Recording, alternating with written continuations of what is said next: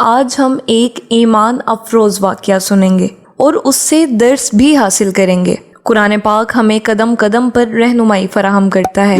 ہم کوشش کرتے ہیں کہ قرآن پاک کا تاریخی واقعہ سنیں، خوبصورت واقعہ سنیں اور اس سے سبق بھی حاصل کریں۔ آج کون سا واقعہ قرآن کریم سے ہم نے سننا ہے؟ آج ہم نے بات کرنی ہے اللہ کے خلیل حضرت ابراہیم علیہ السلام کی۔ کمال کی شخصیت ہیں۔ اللہ تعالیٰ نے بڑا بلند رتبہ عطا فرمایا۔ ہمارے آقا مکی مدنی مصطفیٰ صلی اللہ تعالیٰ علیہ وسلم کے بعد مرتبے میں جو سب سے اعلیٰ ہیں وہ ہیں حضرت ابراہیم علیہ السلام۔ حضرت ابراہیم علیہ السلام کے بہت سارے واقعات قرآن مجید میں موجود ہیں۔ آپ علیہ السلام کا ایک معجزہ پرندوں کو زندہ کرنے کا ہے، اور آپ علیہ السلام وہ شخصیت ہیں جن کے ذریعے اللہ نے کعبے کی تعمیر کروائی اور مکہ مکرمہ آپ کی برکتوں سے آباد ہوا۔ مگر آج جو بات کرنی ہے وہ حضرت ابراہیم علیہ السلام کے شاندار توکل کی کرنی ہے۔ آپ علیہ السلام نے کس طرح غیر مسلموں کا، مشرکوں کا مقابلہ کیا اور ان کو کس طرح اپنے مناظرے میں ہرایا، اور بتایا انہیں کہ اللہ وحدہ لا شریک ہے اور اپنے ہاتھ سے بنائے جانے والے خدا یہ تمہارے خدا نہیں ہیں۔ معاملہ یہ تھا ناظرین کہ آپ جس بستی میں رہتے تھے وہاں کی قوم بتوں کی پوجا کیا کرتی تھی، اپنے ہی ہاتھوں سے اپنے خدا بناتی اور ان کو پوجتی تھی۔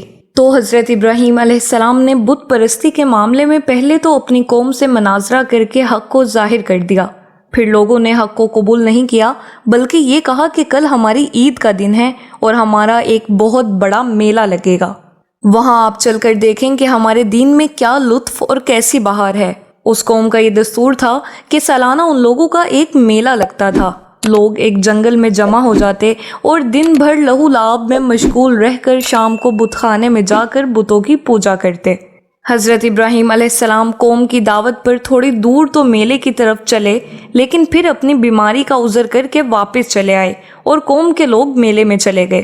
چنانچہ اس کے بعد آپ ایک کلہاڑی لے کر بت خانے میں تشریف لے گئے اور دیکھا کہ اس میں چھوٹے بڑے بہت سے بت ہیں اور دروازے کے سامنے ایک بہت بڑا بت ہے۔ ان جھوٹے معبودوں کو دیکھ کر توحید الہی کے جذبے سے آپ جلال میں آ گئے اور کلہاڑی سے مار مار کر بتوں کو چکنا چور کر دیا اور سب سے بڑے بت کو چھوڑ دیا، اور کلہاڑی اس کے کندھے پر رکھ کر آپ بت خانے سے واپس چلے آئے۔ قوم کے لوگ جب میلے سے واپس آ کر بت پوجنے کے لیے بت خانے میں گھسے تو یہ دیکھ کر حیران رہ گئے کہ ان کے دیوتا ٹوٹے پھوٹے پڑے ہوئے ہیں۔ ایک دم سب بوکھلا گئے اور شور مچا کر چلانے لگے۔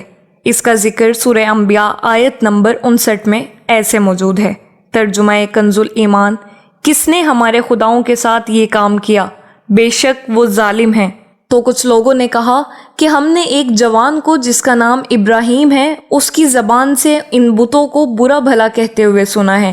قوم نے کہا کہ اس جوان کو لوگوں کے سامنے لاؤ، شاید لوگ گواہی دیں کہ اس نے بتوں کو توڑا ہے۔ چنانچہ حضرت ابراہیم علیہ السلام بلائے گئے تو قوم کے لوگوں نے پوچھا کہ اے ابراہیم، کیا تم نے ہمارے خداؤں کے ساتھ یہ سلوک کیا ہے؟ تو حضرت ابراہیم علیہ السلام نے فرمایا تمہارے اس بڑے بت نے کیا ہوگا، کیونکہ کلہاڑی اس کے کاندھے پر ہے۔ آخر تم لوگ اپنے ان ٹوٹے پھوٹے خداؤں ہی سے کیوں نہیں پوچھتے کہ کس نے تمہیں توڑا ہے؟ اگر یہ بت بول سکتے ہوں تو انہی سے پوچھ لو، وہ خود بتا دیں کہ کس نے انہیں توڑا ہے۔ قوم نے سر جھکا کر کہا اے ابراہیم، ہم ان خداؤں سے کیا اور کیسے پوچھیں؟ آپ تو جانتے ہی ہیں کہ یہ بت بول نہیں سکتے۔ حضرت ابراہیم علیہ السلام نے یہ خوبصورت مظاہرہ کرنے کے بعد گویا ایک پریکٹیکل کیا، ایک ڈیمونسٹریشن کیا، اور اس کے بعد ایک زبردست تبلیغ کی۔ کیا شاندار الفاظ فرمائے، اور اللہ تعالیٰ نے وہ الفاظ قرآن پاک میں عطا فرما دیے۔ قرآن پاک کے پارہ 17 سورہ انبیاء کی آیت نمبر 66 اور 67 میں اس کا ارشاد موجود ہے۔ ترجمہ کنز الایمان: کہا تو کیا اللہ کے سوا ایسے کو پوچھتے ہو جو تمہیں نفع دے اور نہ نقصان پہنچائے؟ توف ہے تم پر اور ان بتوں پر جن کو اللہ کے سوا پوچھتے ہو، تو کیا تمہیں عقل نہیں؟ آپ کی اس حق گوئی کا نعرہ سن کر قوم نے کوئی جواب نہیں دیا، بلکہ شور مچایا اور چلا چلا کر بت پرستوں کو بلایا، اور اس کا ذکر بھی قرآن پاک میں موجود ہے۔ سورہ انبیاء آیت نمبر 68 میں ہے۔ ترجمہ کنز الایمان: ان کو جلا دو اور اپنے خداؤں کی مدد کرو اگر تمہیں کرنا ہے۔ चुनाचे जालिमों ने इतना लंबा चौड़ा आग का अलाव जलाया कि उस आग के शोले इतने बुलंद हो रहे थे कि अगर उसके ऊपर से कोई परिंदा भी उड़कर जाता तो जलकर राख हो जाता। मगर उन जुल्मों सितम के मुजस्मों ने हज़रत इब्राहीम अलैहिस्सलाम को उस आग में फेंक दिया और अपने इस ख्याल में मगन हो गए कि हज़रत इब्राहीम अलैहिस्सलाम जलकर राख हो गए होंगे। मगर अहकामुल हाकिमीन का फरमान इस आग के लिए ये सादिर हो गया। सूरह अंबिया आयत नंबर 69, तर्जुमा कंजुल ईमान। हमने फरमाया, ए आग ठंडी हो जा और सलामती इब्राहीम पर। चुनाचे नतीजा ये हुआ जिसको कुरान ने अपने काहिराना लहजे में इरशाद फरमाया। सूरह अंबिया आयत नंबर 70, तर्जुमा कंजुल ईमान। और उन्होंने उसका बुरा चाहा तो हमने उन्हें सबसे बढ़कर ज़ियाकार कर दिया। आग बुझ गई और हज़रत इब्राहीम अलैहिस्सलाम जिंदा और सलामत निकल आए और जालिम लोग अफसोस करते रह गए। सुभान अल्लाह, इतनी बड़ी आग से भी हज़रत इब्राहीम अलैहिस्सलाम सही सलामत बाहर आ गए। अब ज़रा गौर कीजिएगा कि जब आग में डाला जा रहा था तो कैफियत क्या थी हज़रत इब्राहीम अलैहिस्सलाम की। रिवायत है कि जब नमरूद ने अपनी सारी कौम के रूबरू हज़रत इब्राहीम अलैहिस्सलाम को आग में फेंक दिया तो ज़मीन व आसमान की तमाम मखलूक़ात चीख मार मार कर बारगाह खुदाबंदी में अर्ज़ करने लगी कि खुदाबंद, तेरे खलील आग में डाले जा रहे हैं और उनके सिवा ज़मीन में कोई इंसान तेरी तौहीद का अलम बरदार और तेरा परस्तार नहीं, लिहाजा तू हमें इजाज़त दे कि हम उनकी इमदाद व नुसरत करें। तो अल्लाह ताला ने फरमाया कि इब्राहीम मेरे खलील हैं और मैं उनका माबूद हूँ। तो अगर हज़रत इब्राहीम तुम सबों से फरियाद करके मदद तलब करें तो मेरी इजाज़त है कि सब उनकी मदद करो, और अगर वो मेरे सिवा किसी और से कोई मदद तलब ना करें तो तुम सब सुन लो कि मैं उनका दोस्त और हामी और मददगार हूँ। लिहाजा तुम अब उनका मामला मेरे ऊपर छोड़ दो। उसके बाद आपके पास पानी का फरिश्ता आया और कहा कि अगर आप फरमाएं तो मैं पानी बरसाकर इस आग को बुझा दूं। फिर हवा का फरिश्ता हाजिर हुआ और उसने कहा कि अगर आपका हुक्म हो तो मैं ज़बरदस्त आंधी चलाकर इस आग को उड़ा दूं। तो आपने उन दोनों फरिश्तों से फरमाया कि मुझे तुम लोगों की ज़रूरत नहीं, मुझको मेरा अल्लाह काफ़ी है और वही मेरा बेहतरीन कारसाज है। वही जब चाहेगा और जिस तरह उसकी मर्जी होगी मेरी मदद फरमाएगा। और जब हज़रत इब्राहीम अलैहिस्सलाम आग के शोलों में दाखिल हो गए तो हज़रत जिब्राईल अलैहिस्सलाम तशरीफ़ लाए और कहा कि ए खलीलुल्लाह, क्या आपको कोई हाजत है? तो आपने फरमाया, तुमसे कोई हाजत नहीं है। तो हज़रत जिब्राईल अलैहिस्सलाम ने कहा, फिर खुदा ही से अपनी हाजत अर्ज़ कीजिए। तो आपने जवाब दिया कि वो मेरे हाल को खूब जानता है, लिहाजा मुझे उससे सवाल करने की कोई ज़रूरत ही नहीं है।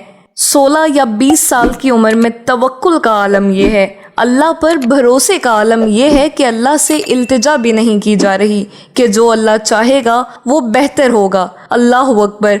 हज़रत इब्राहीम अलैहिस्सलाम ने रहती दुनिया को ये दर्स दे दिया। और फिर मदद कैसी हुई? आपने सुना ना, हुक्म दिया गया आग को कि सलामती वाली ठंडी हो जा।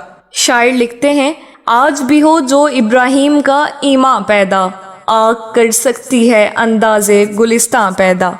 आज भी आग गुलजार हो सकती है अगर अल्लाह पर तवक्कुल हज़रत इब्राहीम अलैहिस्सलाम जैसा अता हो जाए। अकल तो कहती थी कि आग में ना जाओ, जलकर राख हो जाओगे। इतनी बड़ी आग है कि परिंदे भी नहीं गुजर सकते। मगर ये इश्क और अकल के दरमियान की जंग थी। शायर मशरिक ने क्या खूबसूरत बात कही, बेखतर कूद पड़ा आतिशे नमरूद में इश्क, अकल थी महवे तमाशाए लबे बाम अभी। अकल तो सोचती रह गई मगर इश्क नंबर ले गया। आपने अल्लाह के भरोसे उस आग में जाना पसंद कर लिया। नाजरीन, ये बहुत ईमान अफरोज़ वाक़या है और रहती दुनिया के लिए दर्स है कि अल्लाह पर जब बंदा भरोसा कर ले तो आग भी गुलजार हो जाती है, अल्लाह की मदद ज़रूर आती है। काश इस वाक़ये से हम सब अल्लाह पर भरोसा करना सीखें, क्योंकि अल्लाह पर जो भरोसा करता है उसकी गैब से मदद की जाती है। क्योंकि अल्लाह करीम ने कुरान करीम में वादा फरमाया है, अल्लाह फरमाता है जो अल्लाह से डरे अल्लाह उसके लिए निजात का रास्ता निकालता है और उधर से रोज़ी अता फरमाता है जिधर से उसका गुमा भी नहीं जाएगा। और फरमाया कि जो अल्लाह पर भरोसा करे अल्लाह उसके लिए काफ़ी है। और इस वाक़ये से उन लोगों को तसल्ली मिलती है जो बातिल की तागूती ताकतों के बिलमुकाबिल इस्तकामत का पहाड़ बनकर डट जाते हैं। दुआ है परवरदिगार पाक से कि अल्लाह मुझे और आपको सब्र की तौफीक दे और तवक्कुल की नेमत अता फरमाए। आमीन बिजाहिन नबी आमीन।